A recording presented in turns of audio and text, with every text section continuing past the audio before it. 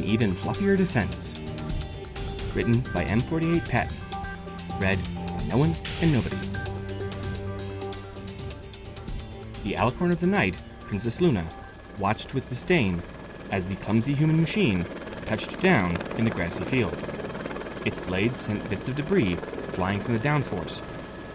As its engine spun down, the sliding door on the side opened, and a tall, thin human stepped out in a black suit. Princess Luna, nice to meet you. I'm Mike Pence.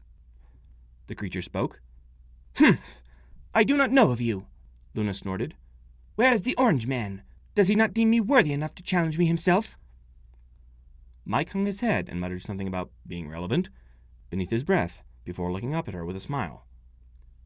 The president is dealing with important issues back in the States, and the Secret Service felt it would be best not to let you two speak to each other again after the last meeting. He said Tia was fat, Luna yelled, a little bit too loudly before regaining her composure. 'Tis of no consequence. To the battle! The Alicorn turned and strode to the edge of the hill they were standing on. The vice president and a few Secret Servicemen followed her at a respectful distance, lest she use the royal Canterlot voice again. Tia was most insistent that I exercise caution when creating my battle plans, Luna explained. I took her advice to heart and formed a rather daring ambush for your pitiful army. Well, you might want to think twice about sending your forces against ours, Pence remarked. Those boys down there aren't just run-of-the-mill GIs. Those are specially trained operatives called Navy SEALs. Luna merely smiled at him with a devilish grin. Those are not the ponies of the Solar Guard. They are my own personal night guard. They have never been beaten, and they will not be tonight. Then, unexpectedly, the princess let out a high-pitched squeal of delight. I finally get one up on Tia.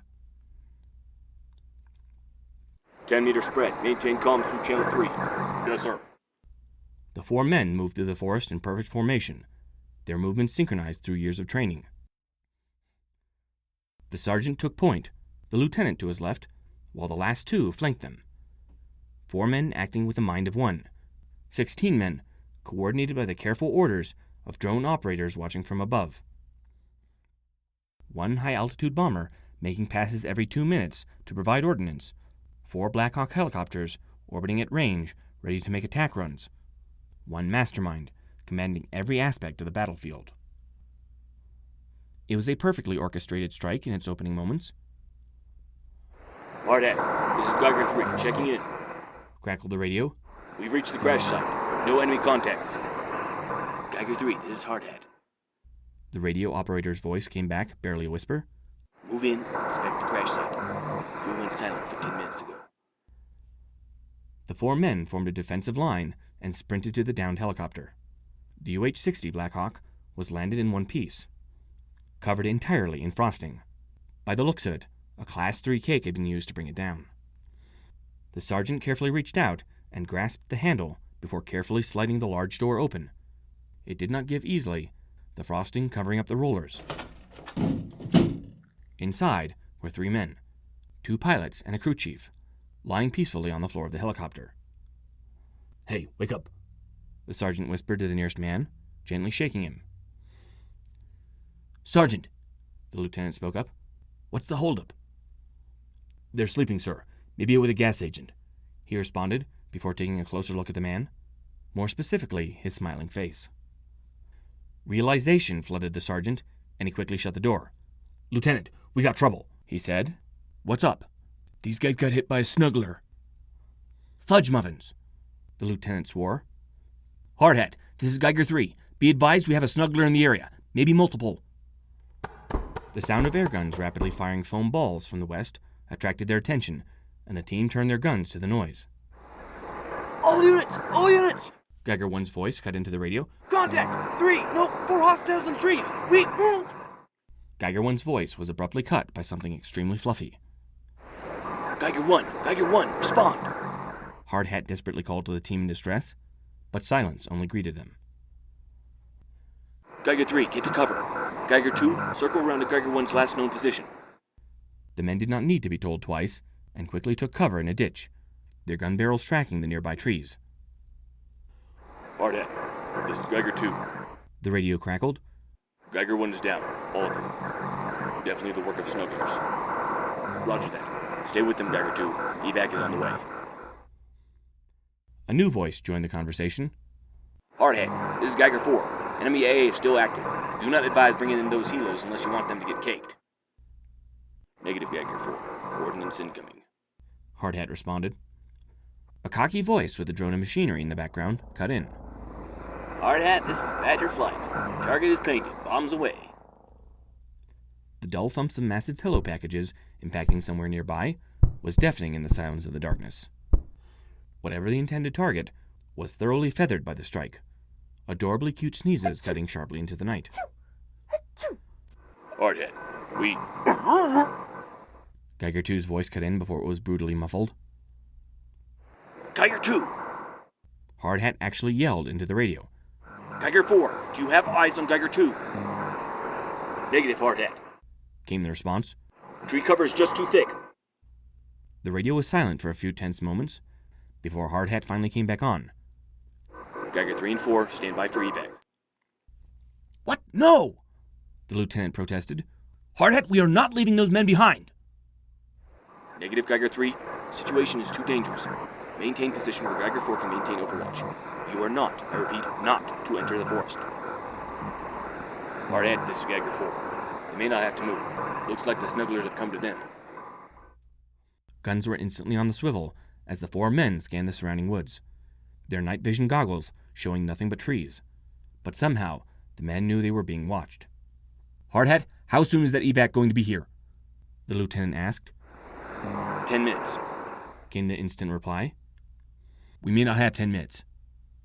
2 pumps, followed by dull thuds, announced first strike by the sergeant. Brownies, they're fast, he cursed. Or is it that you're just slow? A silky voice said from right behind them. The 4 men whirled on the voice and sprayed the area, but there was nothing to be found. What was that? One of them asked. The sergeant shook it off. Stay alert. They're playing with us. Stay cool, and the helos will be here soon. Not soon enough. A female voice cut in from above. The lieutenant swung his gun upward, but it wasn't fast enough. Something extremely fluffy that smelled like peppermint engulfed his face, and he was picked up momentarily before he was set down. Strong hooves kept his face buried in the Thestral's natural chest fluff, as she stroked his hair and whispered to him. Don't worry, we'll go get ice cream after this. Her voice was soothing and sweet. Struggling just seemed so pointless, the lieutenant thought. It would just be so much nicer to fall asleep in her embrace. Eee! The Thestral literally shrieked as she dropped him, thoroughly waking him up. The red thing! The mare screamed happily, diving away to a point near the downed helicopter. Dozens of voices began clamoring in the night as more and more bat ponies dove into an increasing pile of struggling Thestrals, all of whom were thoroughly entranced by something. Lieutenant, you okay? The sergeant's voice cut in. Thought we lost you for a second. Yeah, I'm fine, he stuttered as he slowly got to his feet. What happened? They were all over us. Then, next thing we know, they just began throwing themselves at the ground. I got it! One of the Thestrals exclaimed triumphantly, only to look at his empty hooves in confusion. Dude, they're like cats down there. Geiger 4's voice crackled through the radio. Geiger 4, what's going on? Hardhat demanded. I turned on my laser sight, and the ponies went nuts trying to catch it. Geiger 4 and his team could be heard laughing in the background. Stand by, was all Hardhat had to say. Well, Princess Luna, what do you have to say about your elite troops now? Vice President Pence smirked. When no answer was forthcoming, he looked to where he last saw Princess Luna and was shocked to see the alicorn was gone. Have at thee, tiny red dot! Grabbing a pair of binoculars, he was even more surprised to see the princess in the thick of the melee of Thestrals, her hooves desperately stomping on Geiger 4's laser sight. One of his staff approached holding a radio. Sir, Command wants to know if the exercise is canceled. Huh? Why would it be? Pence asked, confused at the sudden turn of events. Well, sir, Princess Luna has entered the combat area. The staffer shrugged. We figured we should cancel to avoid an incident. The vice president suddenly got an idea and smiled. No, the exercise is still on. he ordered, his smile stretching from ear to ear. And is Badger Flight still in the area? Yes, sir, sitting on top of 30 tons of guided pillow packages. Good. Pence looked back through his binoculars, still smiling. Tell them to drop all of it.